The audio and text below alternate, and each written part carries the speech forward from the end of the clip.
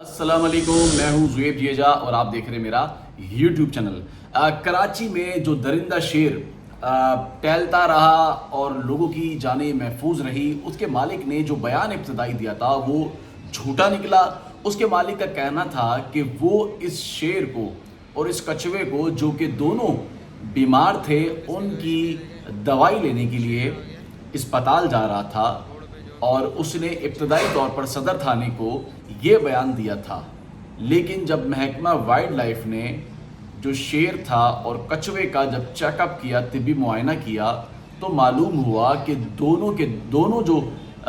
جانور تھے وہ صحت مند تھے، یعنی کہ کچھوا بھی صحت مند تھا اور جو شیر جو کہ ٹہلتا رہا، پنجرہ توڑ کر باہر آ گیا تھا، وہ بھی صحت مند تھا۔ اس کی عمر کا تعین کیا گیا تو پتہ چلا کہ وہ 12 سے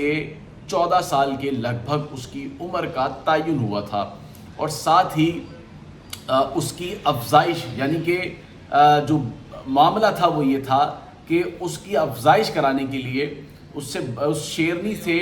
بچے پیدا کروانے کے لیے اس شیرنی کو کہیں لے کر، کہیں ایک جگہ سے دوسری جگہ لے کر جایا جا رہا تھا۔ وہاں پر اس کی بریڈنگ ہونی تھی، اس کی افزائش کرانی تھی، شیرنی سے بچے پیدا کروانے تھے، جو کہ ایک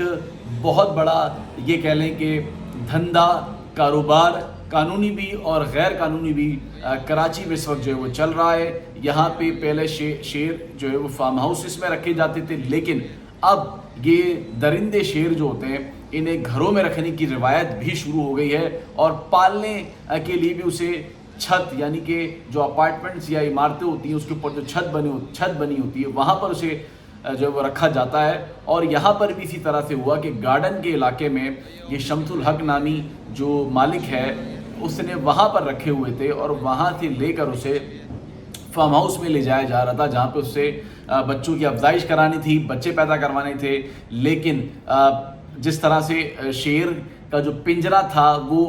طوطے کا پنجرہ تھا، کبوتر کا پنجرہ تھا، پتلی سی جالی تھی، جبکہ اگر حفاظتی اقدامات دیکھے جائیں تو شیر کا جو پنجرہ ہوتا ہے وہ لوہے کی سلاخوں پر بنا ہوا ہوتا ہے، لیکن ایسا ہرگز نہیں تھا،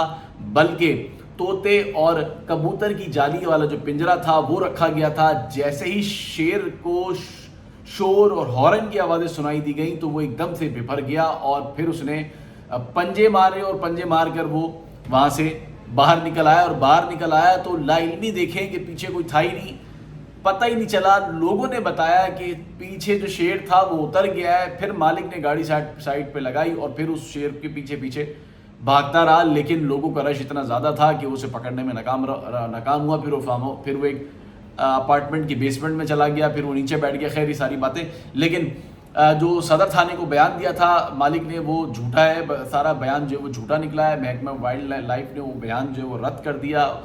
اور کارروائی کا مزید جو ہے وہ فیصلہ کر لیا ہے۔ جو فارم ہاؤس تھا وہاں پر بھی جو شیر ہیں ان کو بھی دیکھا جا رہا ہے، چونکہ محکمہ وائلڈ لائف نے جب مالک سے پرمٹ مانگا، اجازت نامہ مانگا کہ جو شیر آپ نے رکھا تھا اس کا اجازت نامہ مانگا، تو مالک ٹال مٹول سے کام لیتا رہا، اور اس نے کہا کہ میرے پاس گھر پر اس کا پرمٹ موجود ہے اور مجھے اجازت دی جائے تو میں گھر سے منگوا لوں، لیکن چونکہ وہ حراست میں تھا، پھر اس کو فون کرنے کی اجازت دی گئی کہ وہ فون کر کے گھر سے پرمٹ منگوا لے۔ اس نے گھر پر فون کر کہا کہ اس کا اجازت نامہ ہوگا وہ لے کر آیا جائے، لیکن کئی گھنٹے گزر گئے، وہ پرمٹ پیش نہیں کر سکا۔ اس کا مطلب یہ ہے کہ پرمٹ اس کا تھا ہی نہیں۔ اگر پرمٹ ہوتا تو وہ پیش ہو جاتا، اگر تو مالک کے ریکارڈ میں نہیں ہوتا تو وائلڈ لائف کے ریکارڈ میں ہوتا۔ پھر جو شیرنی ہے اس کو جو محکمہ وائلڈ لائف سے اگر پرمٹ ملتا ہے تو ایک نشان جو وائلڈ لائف کا ہوتا ہے وہ شیرنی یا کوئی بھی جانور جو ہوتا ہے اس کے جسم پر گرم کر کے لگایا جاتا ہے، اس کی مہر لگائی جاتی ہے، جس سے یہ پتہ چلتا ہے کہ اس جانور کا پرمٹ موجود ہے اور اس کی مکمل دیکھ بھال کرنے والا مالک بھی موجود ہے، اور اسے حفاظتی اقدامات میں بھی رکھا جاتا ہوگا۔ لیکن یہاں پر کچھ اس طرح دیکھنے میں نہیں آیا، مالک کے پاس پرمٹ موجود نہیں تھا، مالک ٹال مٹول سے کام لیتا رہا۔ وائلڈ لائف کی ٹیم نے فیصلہ کیا ہے کہ کراچی میں جو لوگوں نے درندہ جانوروں کو جو پالا ہوا ہے ان کے پرمٹ کو چیک کرنے کے لیے انہوں نے کارروائی کا جو ہے وہ آغاز کر دیا ہے۔ پورے کراچی سے تفصیلات جو ہے وہ لی جا رہی ہیں، سورس جو انٹیلیجنس کے ذریعے کہاں لوگوں نے پالتو جانور یا درندہ قسم کے جانور جن کے پرمٹ موجود نہیں ہیں اور گھروں میں رکھا ہوا ہے جو کہ لوگوں کو عام شہریوں کو نقصان پہنچا سکتا ہے. خدا نخواستہ یہ جانور اگر بھپڑ جاتا درندہ تو یقیناً کافی نقصان جو اٹھانا پڑتا. مالک ابھی گرفت میں ہے, عدالت میں پیش کر دیا ہے. عدالت میں بھی مالک نے یہی بیان دیا ہے کہ وہ دوائی لینے جا رہا تھا, لیکن وہاں پر بھی عدالت میں پرمٹ جو ہے وہ ابھی تک پیش جو ہے وہ نہیں کیا ہے. اگر پرمٹ پیش کر دیا جائے گا تب بھی اس کے خلاف کارروائی ہوگی, چونکہ جس کیج میں جس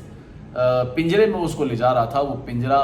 بوسیدہ تھا, کمزور تھا, جبکہ اس طرح کا پنجرا ایسے جانوروں کی منتقلی کے درمیان نہیں کیا جاتا. اور ساتھ ہی محکمہ وائلڈ لائف کو منتقلی کے دوران آگاہ کرنا پڑتا ہے کہ وہ اس طرح کا جانور جو ہے وہ ایک جگہ سے دوسری جگہ منتقل کر رہا ہے, جس کے بعد محکمہ وائلڈ لائف کی ٹیم بھی ان کے ساتھ جو ہے اس جگہ پر جاتی ہے, اس جہاں سے لے جا کر وہ دوسری جگہ منتقل کرنا چاہتا ہے. لیکن محکمہ وائلڈ لائف کو بھی یہاں پر آگاہ نہیں کیا گیا اور ایک کپڑا جو ہے وہ پنجرے پہ ڈال دیا گیا جس سے یہ نظر نہ آئے کہ اندر جو ہے وہ کون موجود ہے. تو اب کارروائی کا جو ہے وہ آغاز ہو گیا ہے. اب دیکھیں کس کس کے گھروں سے جو ہے وہ یہ درندے جانور جو ہے وہ نکلتے ہیں جنہوں نے شوقیہ پالے ہوئے ہیں, لیکن اس کی حفاظت کے اقدامات جو ہے وہ انہوں نے پورے نہیں کیے ہوئے.